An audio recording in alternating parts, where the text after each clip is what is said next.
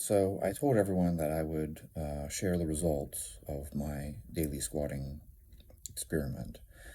And so I got my MRI, and it's not what I expected. So the results are that it didn't change anything in my knee in a positive manner. I have grade 3 fissures. I have a lot of them in my knees, and my knees aren't very healthy, apparently.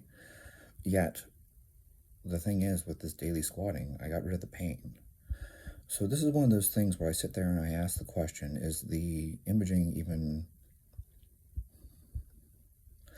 I think it's 67% of people have a torn labrum and no symptoms. If you just randomly started scanning people that are asymptomatic, they have no pain, 67% have a torn labrum and there's no pain from it.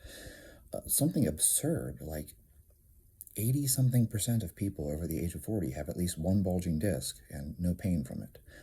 So the question then becomes, does having grade 3 fissures in my knee matter? Because if they're not causing pain, then, does the imaging even matter?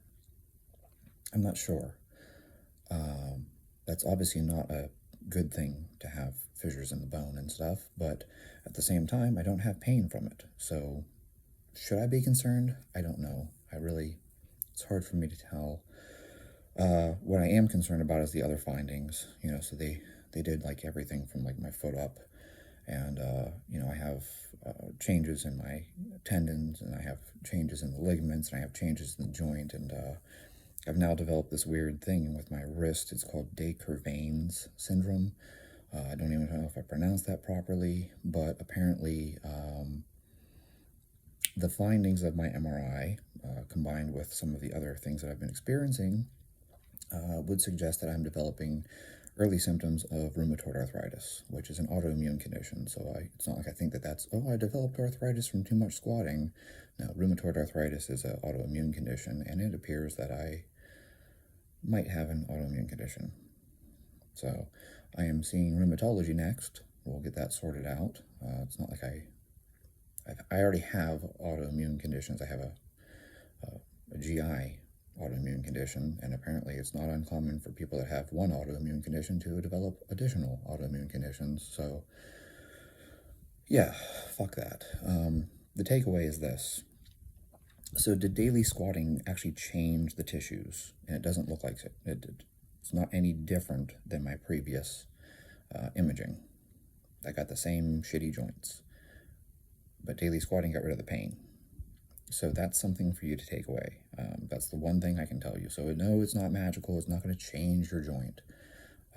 But me doing hundreds and hundreds of squats every day, and I've told you guys this before, like most of it's body weight.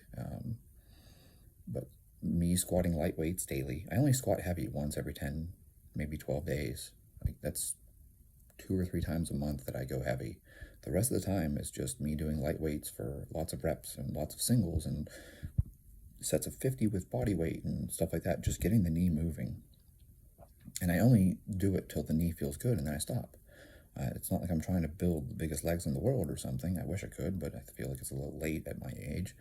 And so, the big takeaway is that all this extra movement got rid of the pain. I think that that's actually a good takeaway, in my opinion. But no, it didn't change the actual tissues. And even all the cold laser and all the stuff like that didn't change the actual tissues. But it did get rid of a lot of the swelling. I don't have all this edema that they listed before. I used to have all this, fluid in my joints, and now I don't. So I guess that's changed, but the actual tissue itself isn't changed. And so I told you I would update. I told you I would tell you how it went. And this is me being honest with you. And the whole thing about rheumatoid arthritis, I didn't see that one coming. But it looks pretty, yeah, well, whatever. Things happen, right?